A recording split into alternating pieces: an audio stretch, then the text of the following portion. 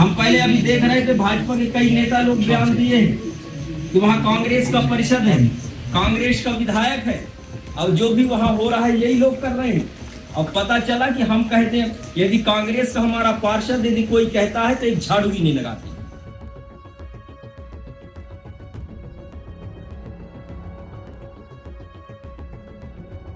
25 साल से कई लोग तो कुछ नहीं बताए कि हम लोग कुछ नहीं उस जमीन पर आए हैं।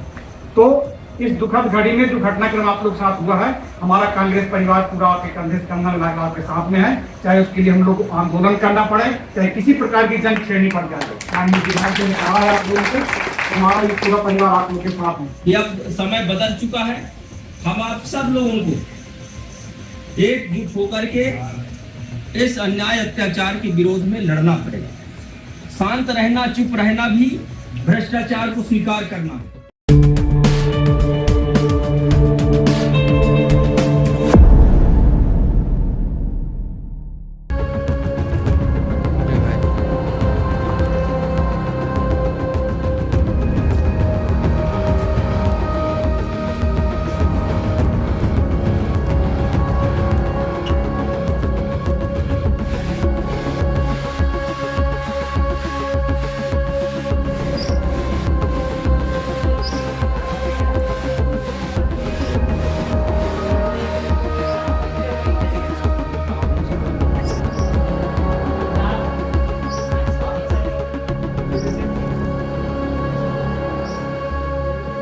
पवित्र नगरी अमरकंटक में हमारे क्षेत्र के यशस्वी इस पूरे संभाग के कांग्रेस पार्टी के इकलौते विधायक एवं हमारे बीच पुष्पराजगढ़ विधानसभा के प्रभारी श्री जानकी प्रसाद मिश्रा जी एवं आदिवासी कांग्रेस के जिलाध्यक्ष आशुतोष मार्को जी एवं हमारे पूर्व जनपद के उपाध्यक्ष संतोष बबलू पांडे जी का मैं अमरकंटक नगर परिषद अध्यक्ष जी को आमंत्रित करूंगा।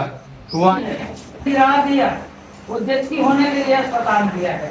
हमारे मन के गाड़ी उड़ी रूम के हम कहाँ जाएंगे? जगह उठा के लगेंगे नहीं, यहाँ की जगह यही रहेगी। आप देख लेना कितना पर जगह घेरे हम तेला कैसे हम गुंजाइशी करते हैं। ये लिगड़ी नहीं है ना, लाई नहीं है। हम कितना साल के बसे हमारे पेट का पटावा था हमारे। 25 साल से कई लोग तो कुछ नहीं बताए कि हम लोग कुछ नहीं उस जमीन पर आए हैं। तो इस दुखद घड़ी में जो घटनाक्रम आप लोग साथ हुआ है, हमारा कांग्रेस परिवार पूरा आपके कंधे से कंधा मिलाकर आपके साथ में है, चाहे उसके लिए हम लोग को आंदोलन करना पड़े, चाहे किसी प्रकार की जंग छेड़नी पड़ जाए। आप लोगों से हमारा ये पूरा परिवार आप लोग के साथ है। एक तरफ इस भारतीय जनता पार्टी के जुल्म ज्यादती अन्याय अत्याचार के विरोध में ये हमारी आज महत्वपूर्ण बैठक हुई, जहां इस पवित्र नगरी अमरकंटक में जो निवासरत हमारे माताएं बहनें भाई जो 20 साल 25 साल 30 साल से यहाँ कुछ पुश्तैनी लोग हैं जो बसे हुए हैं, ऐसे लोगों को प्रशासन द्वारा, राजस्व विभाग द्वारा जिस तरीके से बेदखल किया गया है, उनको बेघर किया गया है। अब 15 तारीख हो गई, अब बारिश की प्रारंभ हो जाएगा। कुछ ऐसे भाई हमारे जो है ऋषि मुनि संत लोग जो आज छांव के नीचे जो पेड़ के नीचे रहने के लिए मजबूर हो गए हैं, ऐसे समय में ये हमारा मीटिंग का बहुत महत्व बढ़ता है, जहां हमारे नगर पंचायत के आदरणीय पार्षदगण, सभापतिगण, हमारे आदिवासी कांग्रेस के अध्यक्ष आशुतोष जी और सभी भाई हम बहन बैठ करके इस भयभूत भ्रष्टाचार की सरकार, भारतीय जनता पार्टी की सरकार के विरोध में हम आप सब लोग आज विचार विमर्श करने के लिए बैठे हैं। क्योंकि ये भारत देश, भारत भूमि और ये माँ नर्मदा की पवित्र नगरी जब से माई नर्मदा जी का अस्तित्व में आई है, तब से यहाँ साधु संत महात्मा और उनके सेवा करने वाले सेवादार, कोई नारियल बेच रहा है, कोई फल बेच रहा है, कोई कुछ बेच रहा है, माँ की सेवा में लगे हुए हैं और अपना जीवन उपार्जन माई के चरण में शरण में रह करके जी खा रहे हैं। जो सबल है, जो धनवान है, उनको ये सरकार कुछ नहीं करती।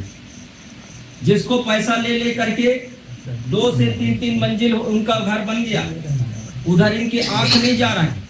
लेकिन गरीब यदि झोपड़ी बना दिया तो सबसे पहले झोपड़ी पर उनका नजर जाता है। हमने प्रशासन से पूछा है अभी कि आप पूरे अमरकंटक के 15 वार्ड में बताओ कि कौन कितने साल से रह रहा है और जिनको गिराए हो क्या वो न्याय संगत है कि नहीं। ये हमारा कहना है। राजस्व विभाग क्या आंख बंद करके रह रहा है कि जब बना रहे तब आप कहाँ जा रहे हो, तब तो पैसा आपको चाहिए, थोड़ा सा के जेब में डाल दिए वो बना लेता है और 2-4 साल 10 साल 20 साल बाद आपका आंख खुलता है कि अरे वो कहे वो तो 50 दिया था, वो काम जो है 5 लाख का कर लिया। उसको ऐसे गिराने का फिर काम करते हैं।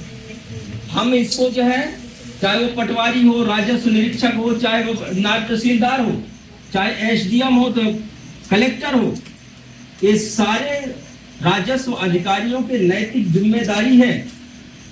यहाँ नगर पंचायत में जो पदस्थ कर्मचारी हैं उनकी जिम्मेदारी है यहाँ साफ सुथरा सुंदर नगर पंचायत को बनाने की जिम्मेदारी इन अधिकारियों की। हम पहले अभी देख रहे थे भाजपा के कई नेता लोग बयान दिए हैं कि वहाँ कांग्रेस का परिषद है, कांग्रेस का विधायक है और जो भी वहाँ हो रहा है यही लोग कर रहे हैं। अब पता चला कि हम कहते हैं यदि कांग्रेस का हमारा पार्षद यदि कोई कहता है तो एक झाड़ू भी नहीं लगाते हैं और बात करते हैं। आज जिस तरीके से पूरे नगर पंचायत को इन लोगों ने ऐसा बना दिया है, एक शोषण का, भ्रष्टाचार का स्थान बना दिए हैं। जहां पूरे इतने प्रसाद योजना का राशि 50 करोड़ रुपए आया, वो कहां गया? आज सीवर ट्रीटमेंट प्लांट का आप जहां इतने राशि 17 करोड़ का था वो कहां चला गया? आज भी नदी नाले का पानी वही मां नर्मदा में प्रवाहित हो रही है। जो आचमन लेने के लिए लोग जाते हैं तो पहले उन नालियों को देखते हैं कि कैसे वहाँ कीड़ा युक्त पानी है, कैसे मां नर्मदा में प्रवाहित हो रही है। स्नान करने के लिए उसमें डिब्बों में भरने के लिए घर ले जाना चाहते हैं, लेकिन इस प्रशासन की व्यवस्था अव्यवस्था के कारण आज जो है जो हमारे यात्री आते हैं, जो दर्शनार्थी आते हैं, उनको प्रश्न चिन्ह छोड़ करके जाते हैं। मैं आप सबको और नगर पंचायत के सभी साथियों को, मेरे पदाधिकारियों से भी मैं कहना चाहता हूं कि अब समय बदल चुका है। हम आप सब लोगों को एकजुट होकर के इस अन्याय अत्याचार के विरोध में लड़ना पड़ेगा। शांत रहना, चुप रहना भी भ्रष्टाचार को स्वीकार करना है। अपराधी के मनोबल बढ़ता है। यदि आप शांत रहेंगे, अन्याय को सहते रहेंगे तो दूसरे लोग सोचेंगे कि उसको और दबाने का प्रयास करेंगे। इसलिए यदि आपका टूटता है तो आपके जैसे भी बहुत सारे भाई हैं।